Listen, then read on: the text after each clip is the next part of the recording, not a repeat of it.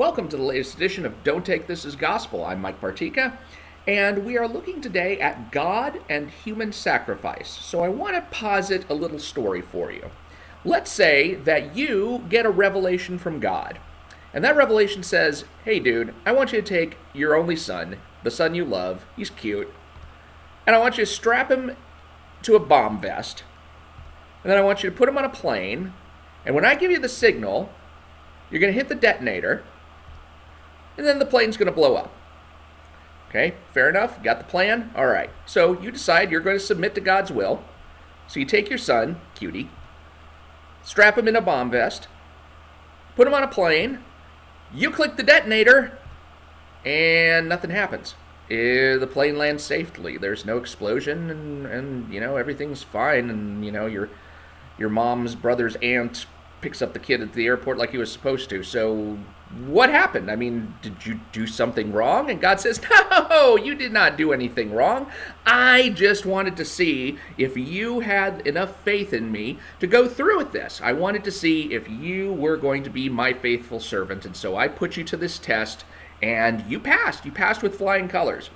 So the moral of the story is God does not want people to strap their kids with bombs and blow up planes.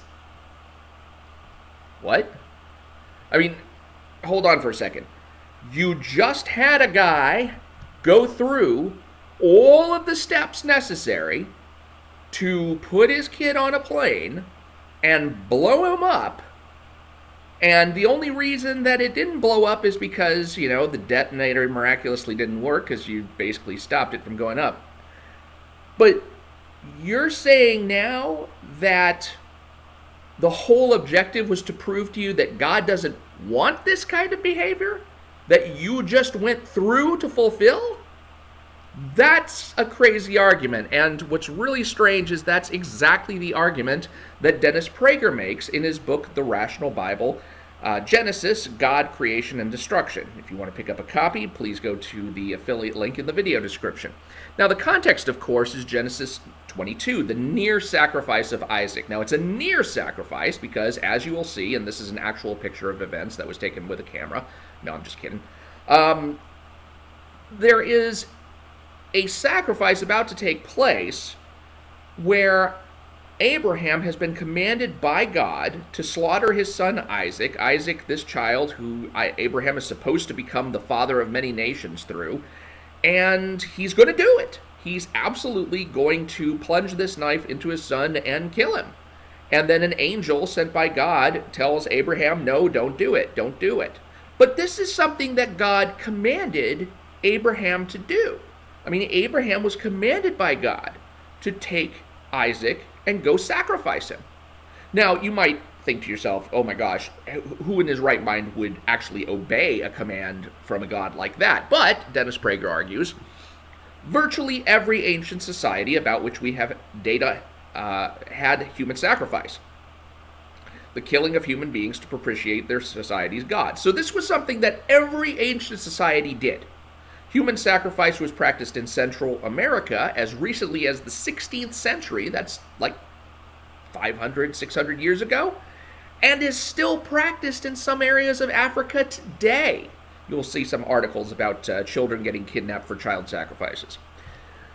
Only if one understands this, that human sacrifice has been ubiquitous throughout history, throughout all ancient cultures, can one understand why God would test Abraham by seeing if Abraham would go along with a plan to kill Isaac, his son. When God stops Abraham from going through with the sacrifice, we reach the ultimate message of the story. Human sacrifice is morally unacceptable to God. Now, I would have to object right here and say, how is that the message of the story? I mean, yes, God did not require Abraham to go through with it. I mean, that's nice. That's, generous of him. But it doesn't say that God wouldn't ever require a parent to sacrifice a child. Dennis Prager continues, Abraham was prepared to plunge a knife into his son. If God had required Abraham to go through with the sacrifice of Isaac, biblical religion would have been just another pagan religion, differing only by having one God rather than many. God's prohibiting Abraham from sacrificing Isaac exemplified the triumph of ethical monotheism over paganism. The good God introduced to the world by the Torah abhors child sacrifice. But here's the thing. We're saying if God had required Abraham to go through with the sacrifice of Isaac, biblical religion would have been just another pagan religion. But virtually every ancient society, we just said, had human sacrifice in it. Their gods demanded human sacrifice. So even if God had required Abraham to go through with it, that only meant he would have been no different. It wouldn't have meant that he was immoral, because he would have been just as immoral as the gods of any other society. So there's no real triumph here, and there's no triumph just in the fact that God didn't prevent it from happening this time.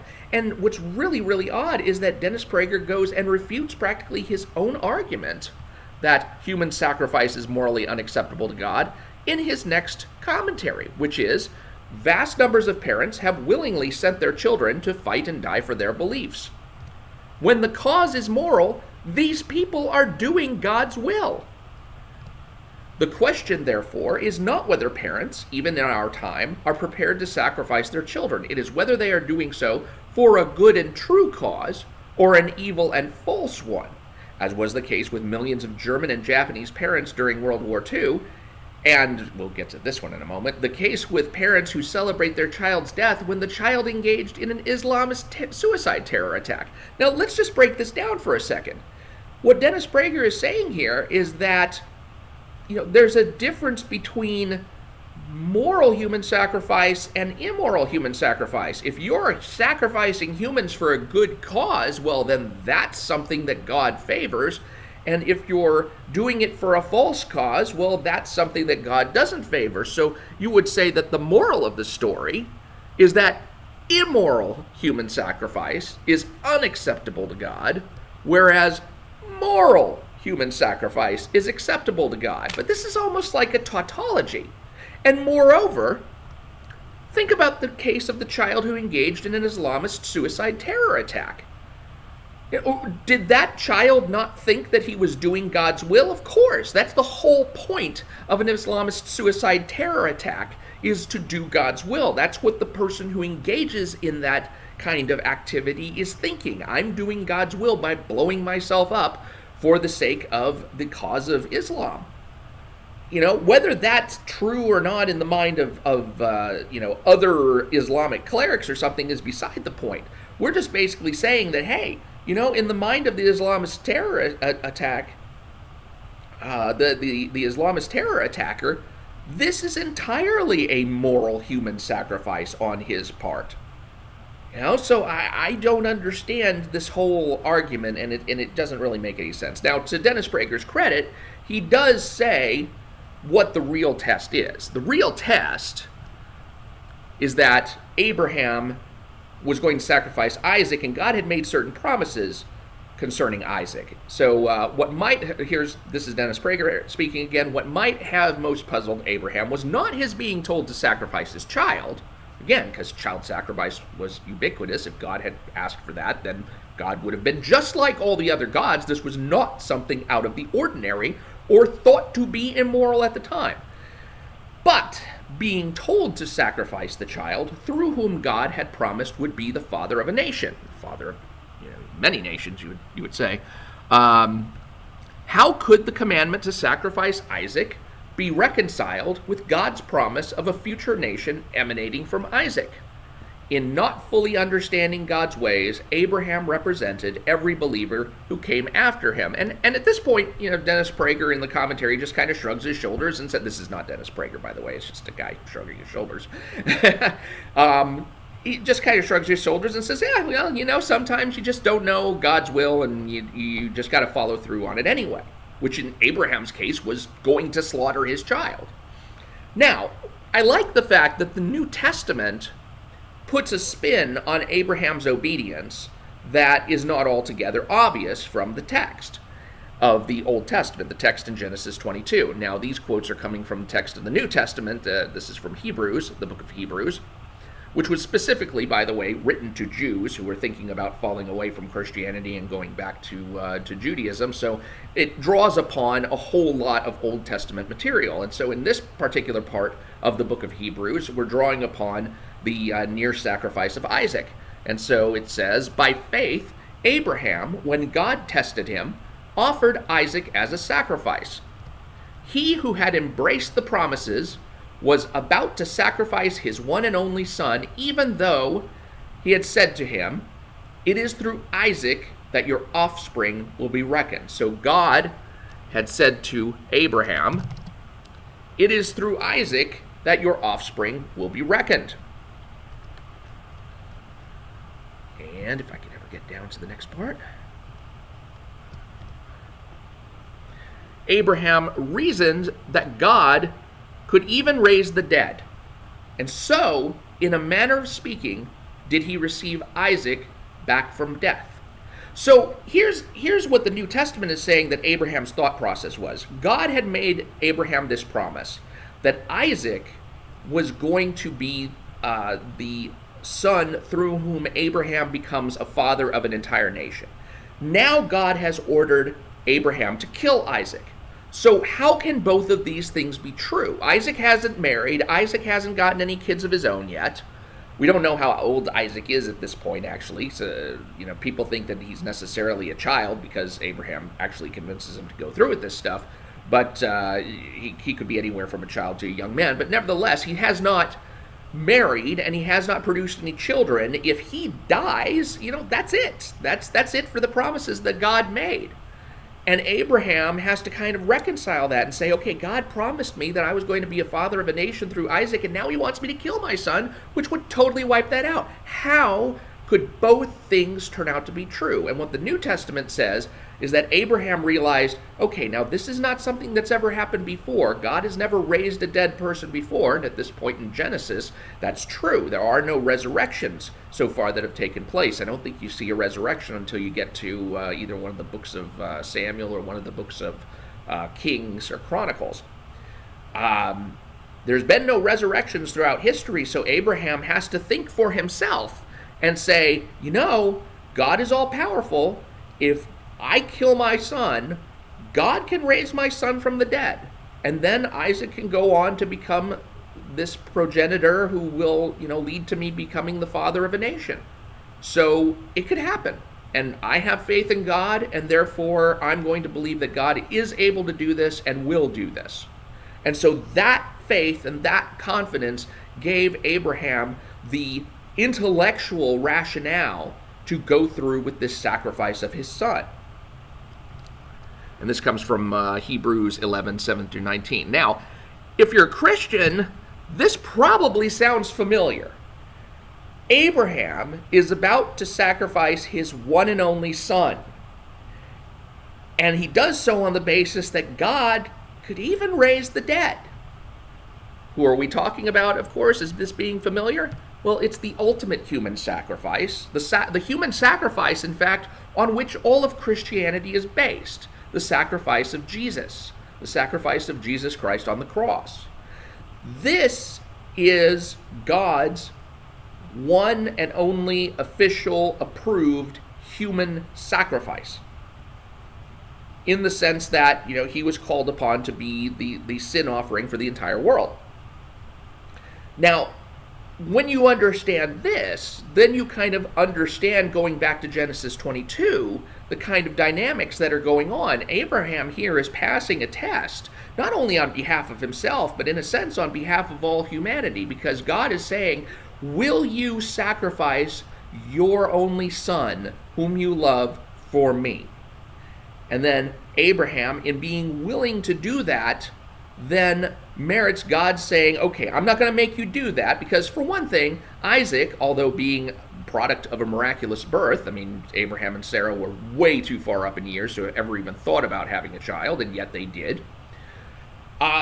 Even though Isaac was the product of a miraculous birth, he was not the God-man that Jesus of Nazareth was. The Christian doctrine of the Incarnation says that Jesus was both God and man. He is the second person of the divine Trinity who became human and then lived a sinless life. Another thing that Isaac himself could not claim. Isaac was not sinless. There's nothing in the Bible that suggests that Isaac was sinless, whereas Jesus is said to be without sin. And so Jesus' sacrifice could be possibly used as the substitutionary sacrifice for mankind, in that he is both God and man, which connects divinity with humanity, and that his sinlessness permits him to be an acceptable sacrifice, whereas Isaac is just a mortal human being and he is not sinless. So you have this unacceptable sacrifice really on Abraham's part, not on account of the morality really, but because of the ontology of everything involved. Isaac is not the God-man. Isaac is not sinless. His sacrifice wouldn't have worked for anything, and therefore God basically said, no, don't. You don't have to actually go through with this. But that's not true in the case of Jesus.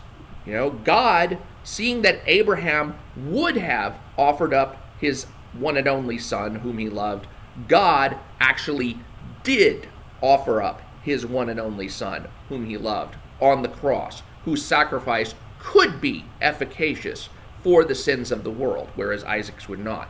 And so Jesus died, and God, in fact, did raise him from the dead. So, God and human sacrifice? They're more intimately connected than you might think. Because, like I said, Christianity is based on a human sacrifice. The sacrifice of God, the Word, made flesh, and crucified on the cross and raised from the dead. So, I don't particularly subscribe to that notion that the Bible portrays God as being opposed to human sacrifice based on the events of Genesis 22. Now, of course, there are direct prohibitions against human sacrifice, specifically child sacrifice, I think, in Leviticus and Deuteronomy. There are specific commandments that you are not to kill your children. But as far as sacrificing human life for the cause of God, well, like Dennis Prager himself said earlier on, there are times when God has, in fact, required people to die for their beliefs and die for a good cause, and that God approves of these particular sacrifices, and the ultimate of these sacrifices, of course, being the one sacrifice of Jesus Christ for the sins of the world. So, yeah, that's not a place where I think Dennis Prager's reasoning is particularly sound. Still a good commentary, though. I would advise picking up a copy. Go to the affiliate link in my video description to pick yourself up your own copy of Dennis Prager's The Rational Bible, Genesis, God, Creation, and Destruction. And do subscribe so that you can be here next time when we go through another episode of Don't Take This as Gospel. I'm Mike Partika. Thank you for watching, and I will talk to you later.